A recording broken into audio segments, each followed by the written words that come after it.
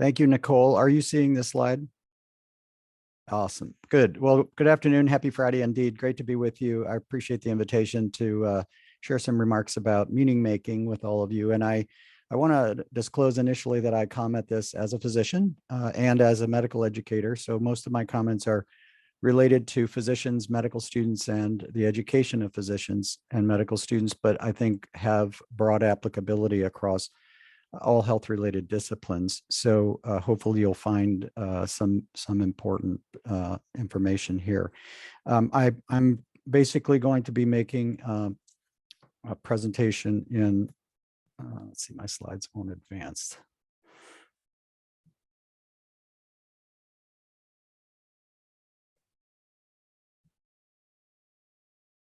I'm going to be making a presentation in 4 chapters, and I'm going to go through the material and we'll have questions and comments afterwards so that I can make sure that I cover everything that I'm going to go through. So we're going to touch on 4 chapters. First, a bit of a prologue to kind of set context for my remarks. So the backdrop for this, I think, can be referenced to at a recent meeting of the American Psychiatric Association. It was reported that 1 physician dies by suicide in the United States every day. And so the physicians have the highest rate of suicide among any profession, somewhere between 28 and 40 deaths per 100,000 population, which is more than twice what we see in the normal population in the 12 deaths per 100,000 population range. So we are in a burnout, depression, and suicide crisis. I think that's known to everyone. Probably most of you are familiar with this photo that was posted first on Facebook and then went viral on Reddit. This is an emergency room physician. This was posted in 2015 by an EMT provider who was friends with this physician. This physician was caring for a 19-year-old boy in the emergency department. When the 19-year-old died in the emergency department, he exited, went out into the parking garage and assumed this stance. A photograph was taken by a coworker, then shared with his EMT guy who was a friend. The friend got permission to post it. And when it ended up on Reddit, it really launched a national conversation on despair in the health professions, and I think began to attract a lot of attention to the lived experience of medical work. Who's burned out? Pretty much all of us, physicians of every specialty. Emergency medicine just climbed to the top of this list this year from 5th place last year. Obviously a dubious first place, but you can see that physicians in all specialties are reporting significant burnout, the symptoms that we're referring to. This is now included, by the way, in the 11th revision of the International Classification of Diseases, ICD-11, as an occupational phenomenon, interestingly, not as a medical condition, but as a result of a job. Includes emotional exhaustion, signs of depersonalization, less of a sense of personal accomplishment and fulfillment, and certainly reduced effectiveness. This is what the health professions are dealing with. And when physicians are asked what the biggest contributors are, they're mostly related to the job, right? And the head of the list is always too many bureaucratic tasks, charting, paperwork, the electronic health record jumps up there.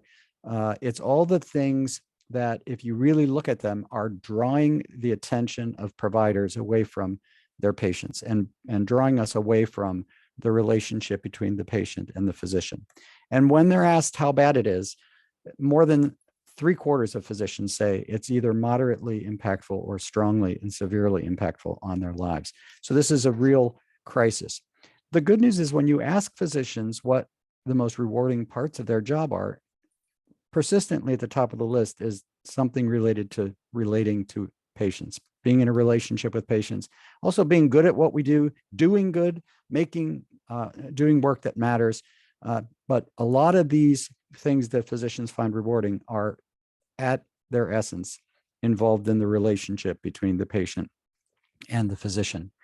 So if the ethical principles that guide care, commitment to benefiting the patient, do no harm, respecting patient autonomy, striving for justice, if these ethical principles affirm for all of us the moral foundation and deep meaning underlying our view of our profession as a worthy and gratifying calling, then the extent to which we're systematically drawn away from these pursuits is where the risk is, right? And so that's the backdrop.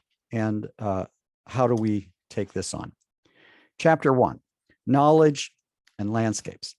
So Jerome Bruner, the brilliant cognitive psychologist that was at NYU for most of his career, described two ways of knowing, that we come to know the world in two different ways, or two types of knowledge.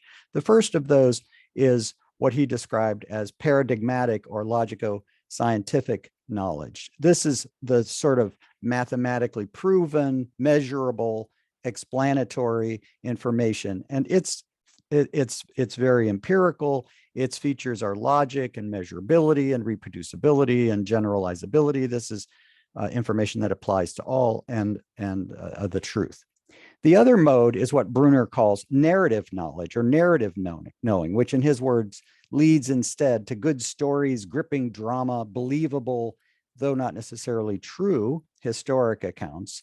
And it deals in human intention and human action, and by contrast, seeks to transcend the particular by higher and higher reaching for abstraction. So its features are unpredictability and abstraction and particularity.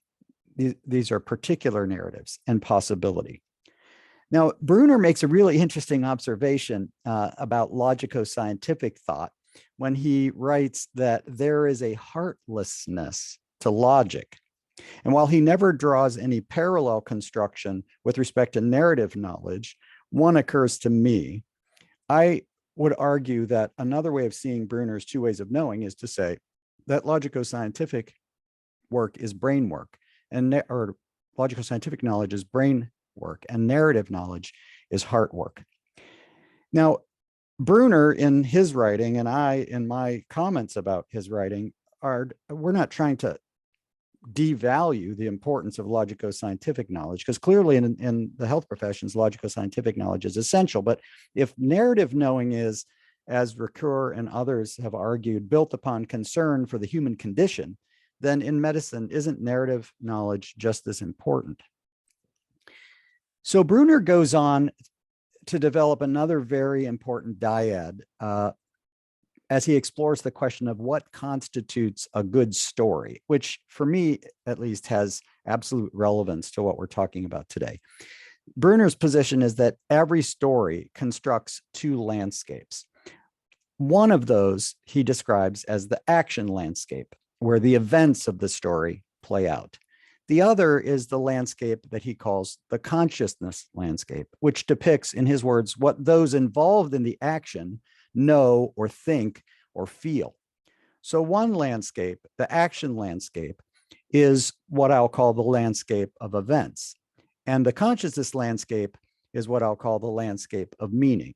What is the meaning of the events in the lives of the story's participants? These two landscapes, action and consciousness, are essential and distinct. And we can actually apply and understand these two landscapes if I simply remind you of a story that I suspect you're all familiar with, right? This character who has a great fall, and all the king's horses and all the king's men can't put him back together again.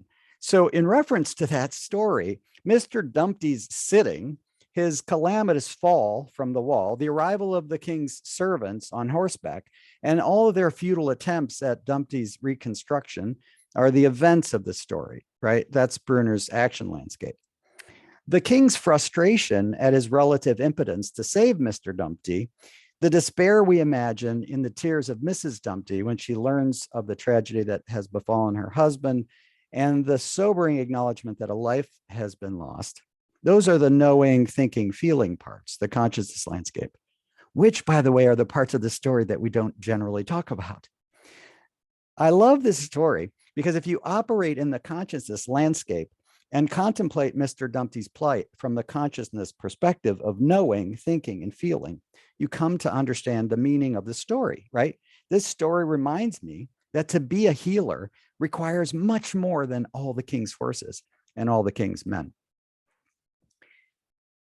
Our medical education, traditional medical education, trains physicians to operate mostly in the action landscapes of our patients' stories. And I worry that we spend too little time learning to operate in the consciousness landscape. So landscapes and two ways of knowing. Chapter 2, conversations. So for a long time on my bucket list of things I wanted to accomplish in my life was to publish a creative piece of writing in a major medical journal. Most major medical journals now have created columns for this kind of writing. And I eventually succeeded in publishing in the On Being a Doctor column of the Annals of Internal Medicine some years back. And I published a story called Legal Advice. And it was a very emotional story that I had carried with me for years and years. I still carry with me, about a patient that I was very close with and her distrustful out-of-town son, who was somewhat even hostile toward me. She died as a result of a diagnostic procedure that I ordered for her. She had complications, a terrible disaster after the procedure, and eventually died from those complications. And this was a story that I've carried with me, continue to carry with me. When I published this story in the Annals of Internal Medicine, because you put in your corresponding author's address, I received over the ensuing weeks, maybe 25 or 30 emails from physicians around the country, none of whom I know. And I kept those, I printed them and put them in a file. But as I looked back on them, a couple of things occurred to me. One was, what were I want to tell you about the recurrent themes of those emails. The most recurrent theme, which occurred in every single email I got, was some form of thank you, some form of gratitude that I put this story out for publication. The second most recurrent theme was some version of, these are the stories that we need to be telling each other, or these are the conversations that we need to be having with each other.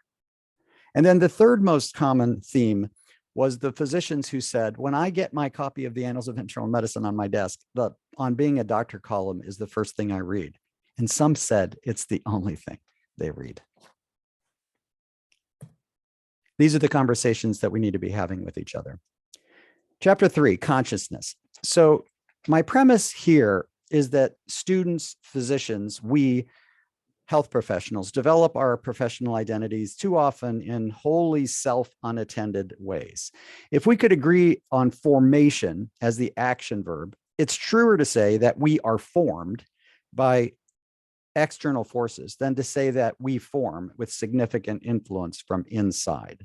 And I see this as a subtle but critically important difference in the development of the professional self, and one which to me cries out for the importance of fostering conscious self-reflective work to restore a sense of agency for us as we form, as we develop our professional identities, so that we can move from we are made to we become.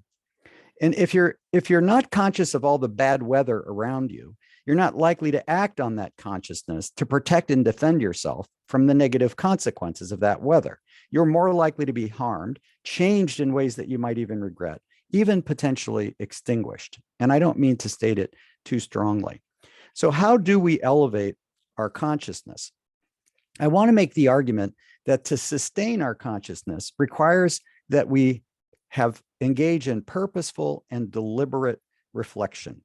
That reflection is a competency, because the evidence is clear that reflective capacity is connected to greater empathy, better care outcomes, a better care experience, not just for the patient, but for all of us, and a greater sense of meaning and fulfillment.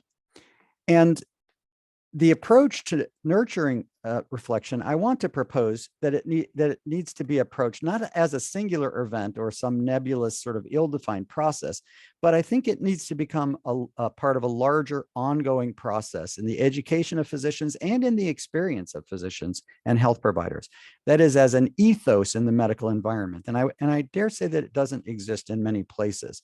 We need to create safe space and time to process with and for each other our experiences in medicine. And we need to be having conversations with each other rather than remaining in isolation from each other. And we need to help the next generation of health providers develop this competency. And I'll briefly mention at Neomed, we've put together a 4-year longitudinal course that engages students in reflective work, both in writing and verbally in small group discussions, linked to readings from fiction and poetry, film, other media, to expose them to stories of others so that they can begin to look at the world through different sets of lenses. And the last thing I'll say about that reflective work is that reflection is a function of community and discourse. So it's much more productive if it involves communication and with others and communication in relationships. So these are the conversations that we should be having with each other. And this reflection allows us to remain conscious to what is happening to us, what is happening to our patients, what is happening in the world of healthcare all around us. And all of this is meant to counter the isolation and loneliness of contemporary medical practice and the extent to which the forces in contemporary medical practice turn our attention away from our patients and from each other. And Maxine Green, who's a staunch and scholarly advocate for the incorporation of the humanities in the education of doctors, writes that each time we are with others in dialogue and teaching and learning and the mutual pursuit of a project, additional new perspectives open, right? Language opens possibilities of seeing and hearing and understanding, and seeing and hearing and understanding in different ways. Multiple interpretations can constitute multiple realities. So the common becomes multiplex and endlessly challenging. And as each person reaches out from his or her own ground toward what might be or should be or is not yet. And the consciousness that derives from such reflective work is what Maxine Green describes as one of my favorite phrases from her writing, wide awakeness. And she goes on to point out that this wide awakeness leads to epiphanies.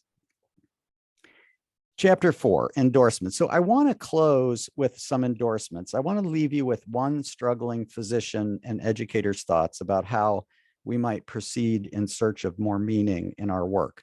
But before I do that, I want to share a reading of a piece that I came across in the New York Times a number of years ago.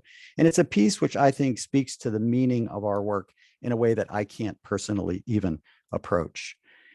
It's called A Letter to the Doctors and Nurses Who Cared for My Wife. It was written by Peter DeMarco. This is Peter DeMarco with his wife, Laura Levis, hiking the previous summer in Scotland. His 34-year-old wife suffered a devastating asthma attack and later died after a stay in the CHA Cambridge Hospital ICU. And Peter DeMarco wrote this letter to the intensive care unit staff of that hospital ICU, who helped care for her and who helped him cope. This is his letter.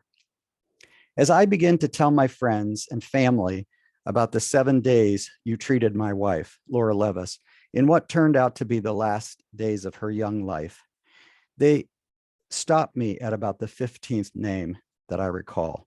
The list includes doctors, nurses, respiratory specialists, social workers, even cleaning staff members who cared for her. How do you remember their names? They ask.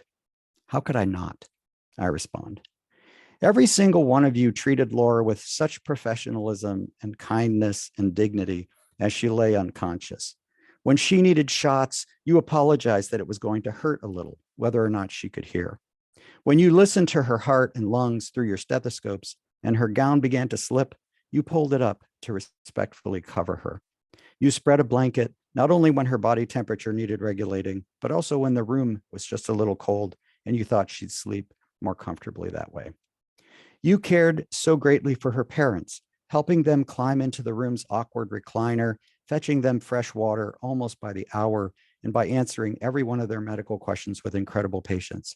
My father-in-law, a doctor himself, as you learned, felt he was involved in her care. I can't even tell you how important that was to him. Then there was how you treated me. How would I have found the strength to have made it through that week without you? How many times did you walk into the room to find me sobbing, my head down, resting on her hand, and quietly go about your task as if willing yourselves invisible?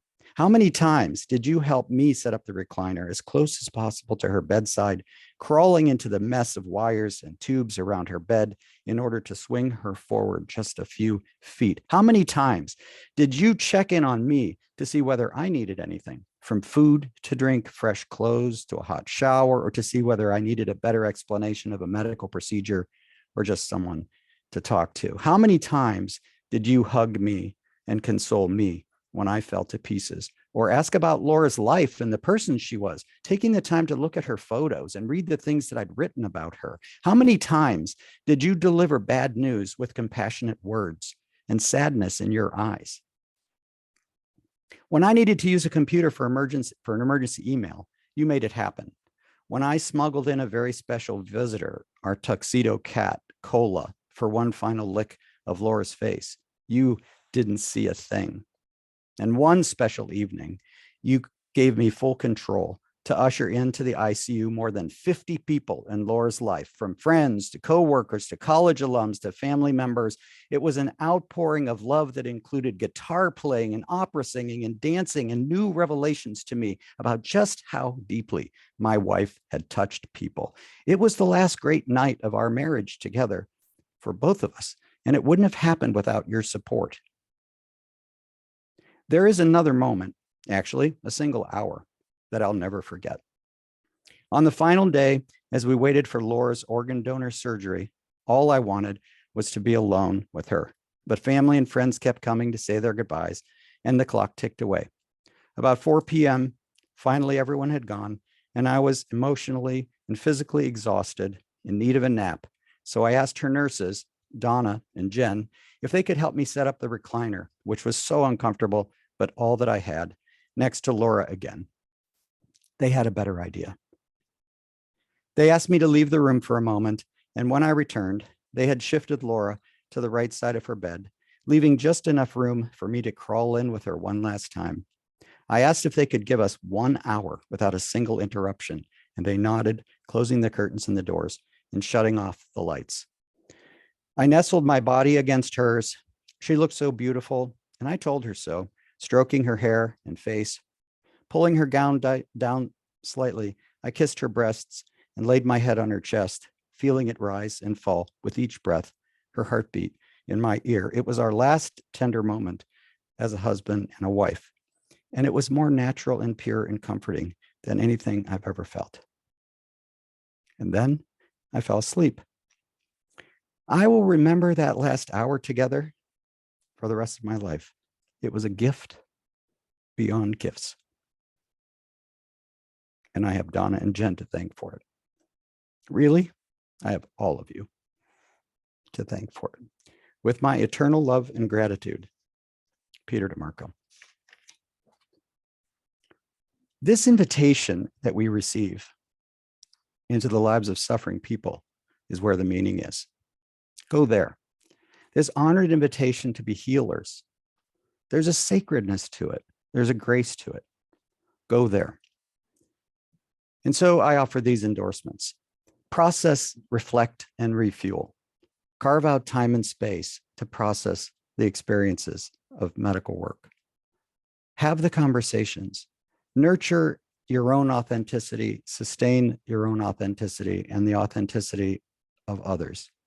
Make connections. De-isolate. Pursue, learn from, and use both logico-scientific knowledge and narrative knowledge. Both are critical. Operate in both landscapes of patient stories and reflect on the consciousness landscapes of your own stories and share them. These are the conversations that we need to be having with each other. Look out for others and look out for yourselves. Critically evaluate the culture and environments of care and work toward restoring the ethical values of healthcare wherever you are. Demonstrate and expect from others moral courage. Stand up. And finally, keep your eye on the prize.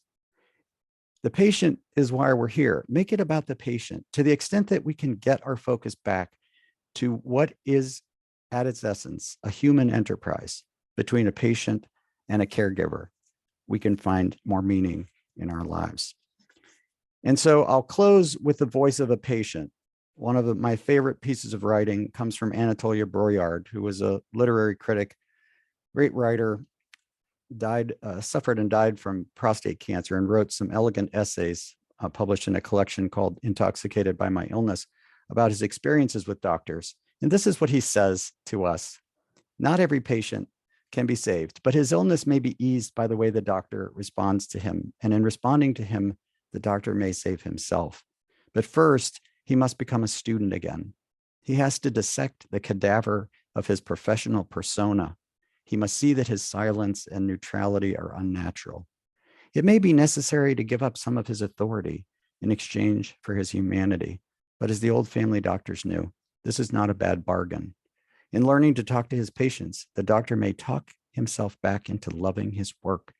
If he does, they can share, as few others can, the wonder, terror, and exaltation of being on the edge of being between the natural and the supernatural. Thank you.